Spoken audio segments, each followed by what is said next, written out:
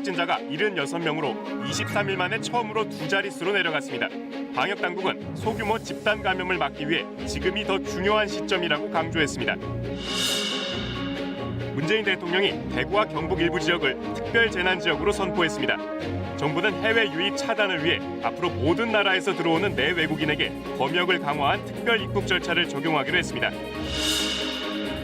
전국 유치원과 초중고등학교 개학을 더 연기해야 한다는 목소리가 커지고 있습니다. 사상 초유의 4월 개학 가능성도 거론되는데 학사 일정에 차질이 예상됩니다. 4.15 총선을 한 달 앞두고 KBS가 전국의 관심 지역구 8곳에 대한 여론조사를 실시했습니다. 서울 광진을에선 민주당 고민정 전 청와대 대변인이 통합당 오세훈 전 서울시장을 후보 지지도에서 앞섰습니다.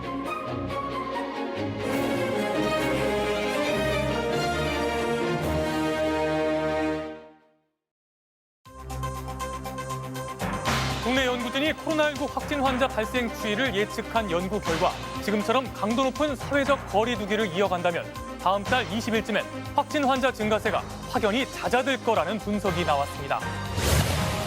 교육당국이 초중고 개학을 최소 일주일 이상 다시 연기하기로 방침을 굳힌 것으로 확인됐습니다. 이르면 내일 최종 결정할 예정입니다. 국가혁명배당금당 허경영 대표가 어제에 이어 오늘도 수백 명이 모이는 강연회를 열었습니다. 그럼 이거 강의를 해야 우리도 한 달에 이 유지비가 있잖아요. 그래서 강의는 안 할 수가 없어요.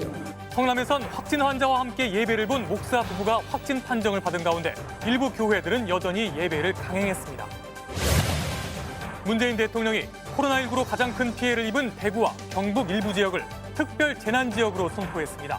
감염병 확산으로 특별 재난지역에 선포된 건 이번이 처음입니다.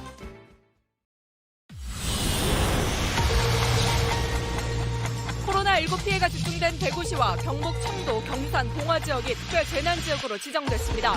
자연재해가 아닌 감염병으로는 사상 처음입니다. 국내 코로나19 확진자 수가 23일 만에 두 자릿수대로 떨어졌습니다.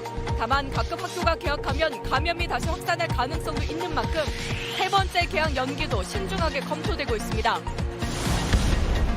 스페인이 국가 비상사태를 선포하는 등 유럽 지역 환자가 계속 늘면서 프랑스와 독일 등 유럽 5개 나라 입국자들에 대한 검역이 강화됐습니다.